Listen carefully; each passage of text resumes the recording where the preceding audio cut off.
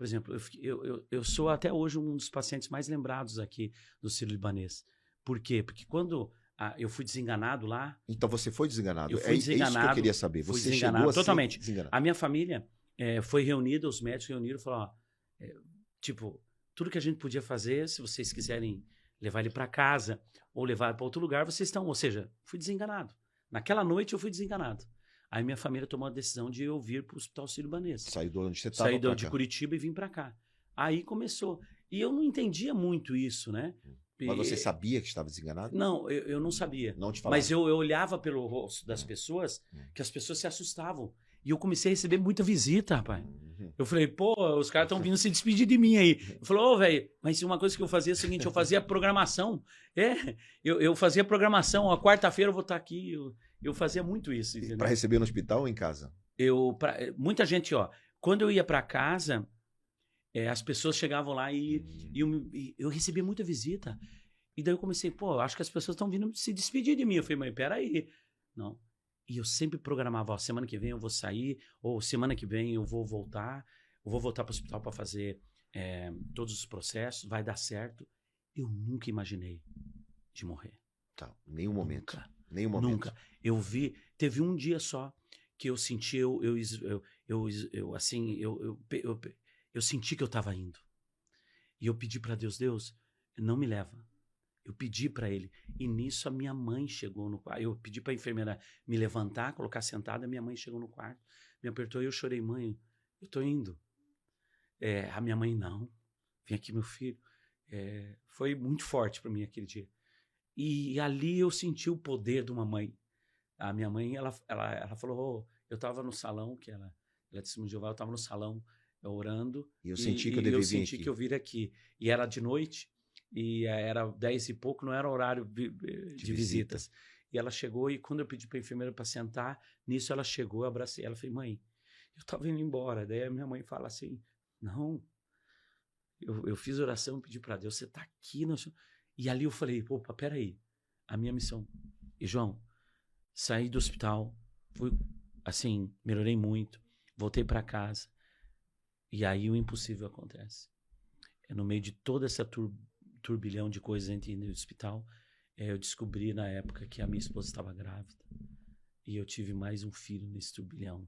E no dia que eu descubro que vou ser pai, eu volto para o hospital, sou entubado, luto, mas eu tinha certeza, se Deus me deu um filho, é porque Ele quer que eu fique aqui. E hoje ele completa 7 anos. 7 anos isso. 7 anos de idade. Deus é bom demais. Muito bom, muito bom. Tudo acontece de forma extraordinária. E a gente, às vezes não tem paciência, reclama. Eu não reclamo de nada. Eu sou muito grato, sabe, João? Onde eu tô, o que Deus fez na minha vida, eu honro muito. Mas, Malaquias, isso te deu uma boa balada financeira, porque, obviamente, isso custou muito dinheiro. Sim, Tudo. E aqui não aceita plano de saúde. Exato. E graças a Deus, Deus proveu. E eu te falo uma coisa, o dinheiro serve para isso, né? Exatamente. Ainda bem que você estava preparado para isso, mas você também, a partir do momento que estava curado, você teria que remontar a sua vida. Ou seja, é uma nova pivotada, uma nova chance de viver para fazer novas coisas e pivotar a sua vida empresarial novamente. E, João, porque a sua empresa estava parada, né? Exatamente. E aí como foi a retomada? Porque retomada pessoal, familiar, enfim, eu entendi. A gente tem muita história para contar, infelizmente não dá tempo de te aprofundar nesse momento. Mas eu queria trazer um pouco para o mundo empresarial. Como foi tua retomada empresarial? O que você decidiu fazer no Day One? Eu acho que Deus ali já estava me conduzindo, né? Eu falei assim, eu vou pegar toda essa minha experiência, vou montar um projeto. Eu estava um dia na casa do meu amigo Luciano Hang, ele falou, Malaquias, você é um dos maiores vendedores que existe. Eu falei, cara, eu vou empoderar os vendedores. E na outra semana, um amigo meu, Neto, chegou, eu quero que você faça uma palestra, tem que ser palestrante. E ali eu montei uma palestra chamada Vida Real, Venda Real, que eu rodo literalmente o mundo, né? E a gente tem a oportunidade de a gente já cruzar alguns palcos aí. No mundo, inclusive. E você na África. Já me indicou em vários lugares, né? Eu tive essa oportunidade de estar. E hoje eu incentivo as pessoas a mudarem a vida através da venda. Eu acredito que tudo na vida é venda. Isso através de uma palestra, de uma conferências que você participa. Sim, em ambiente de negócios. De negócios e tal. Convenções. E eu mostro o que aconteceu na minha vida, tudo isso que eu falei, alguns detalhes e estratégias que eu montei. Ligados e à que eu venda. entreguei aqui pro teu público, e entrego, porque eu acredito que tudo é intenção e estratégia. E a palavra que Deus me deu foi ser intencional e estratégico. Tanto que hoje eu vivo o melhor momento da minha vida por eu ter sido 100% intencional e 100% estratégico quando veio o problema. Porque depois da doença, eu tive um problema muito sério pessoal e eu tive que usar de Deus, que é o maior estrategista do mundo, e criar uma estratégia que hoje me faz um dos homens mais felizes do mundo, em todos os sentidos. Você se aproximou mais de Deus depois dessa situação toda, obviamente, né? Eu sempre tive muito, eu sempre fui muito temente a Deus. Desde office boy você já frequentava a igreja e tal, e você sempre, continuou, né? Sempre, mas eu falo assim, eu me aproximei muito mais, né? Eu tive uma visão muito clara de Jesus, como é que ele trabalha com a gente, né? Eu tive... de 3 anos para cá, como que ele trabalha. E eu comecei a ver que ele foi me usando e permitindo eu passar por algumas situações para que eu pudesse viver o que eu estou vivendo. Ou seja, o deserto, você cruzou o deserto. Cruzei o deserto, em todos os sentidos, João. Deserto financeiro. Então, era sobre isso que eu te perguntei há pouco, né? Que você teve o deserto financeiro. Tive o deserto porque a minha sorte, né? Que eu imobilizei muita coisa. Mas eu fiquei quase zero liquidez, né? Zero liquidez. E eu sou um cara muito pé no chão. Para mim não foi fácil. Exato. Né? Mas estratégia, intenção. E eu sabia fazer o que eu faço, o que eu procuro fazer. Eu sou intencional e procuro ser o melhor naquilo, não o maior. Ou seja, um vendedor nunca fica sem dinheiro. Nunca. O vendedor não fica. E ele põe uma coisa na cabeça, se ele for determinado, se aproximar das pessoas certas.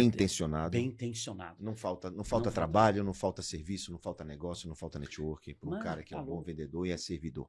Sim. Eu digo sempre que investidor tem O no final como vendedor, como servidor. É isso. E outra coisa, e uma coisa, fazer o bem, por exemplo. Se eu fizer o bem para você, a minha alegria maior é fazer para os outros do que para mim. Malaquias, você sempre fala, cara, que o impossível não existe, você é a prova disso, né? Sim. O que você pode dizer para as pessoas sobre isso, né? Porque muitas vezes parece inalcançável o sucesso, o dinheiro, a fama, ou a empresa sair do buraco, ou ter uma empresa gigante. Porque as pessoas tratam isso como impossível. Eu digo, se você não tem dinheiro e você fica declarando que não tem, você não vai ter. Sim. Quando você profetiza, almeja, sonha e tenta buscar, você vai terminar alcançando. Eu falo isso com experiência própria, sabe? Tá. Durante muito tempo eu achava que não era merecedor. Merecimento. E eu tive que tratar isso. Sério? É sério, lá atrás eu tratei isso. Por isso que eu digo que é um problema para várias pessoas. Para muitas pessoas. E não parece ser o seu problema. Sim. Você sempre foi muito merecedor. Sim. E você declara isso. Declaro. Então talvez esse tenha sido o teu grande comando. Comando de vida, o merecimento. Porque mesmo zerado na liquidez, você eu sou merecedor e vou buscar de novo. Isso. Foi isso? Foi. Ô, João, para a gente se encaminhar aqui para o final... Para estruturar o nosso raciocínio. O nosso raciocínio, eu vou falar assim, o impossível não existe para um vendedor determinado. Em qualquer segmento da sua vida profissional e pessoal. Eu posso te dar um exemplo real do que aconteceu? Pode. Por favor. Pessoal, eu vinha passando um deserto. Eu vim de uma separação traumática. Pós-doença. Pós-doença. Ou seja, tudo dando errado.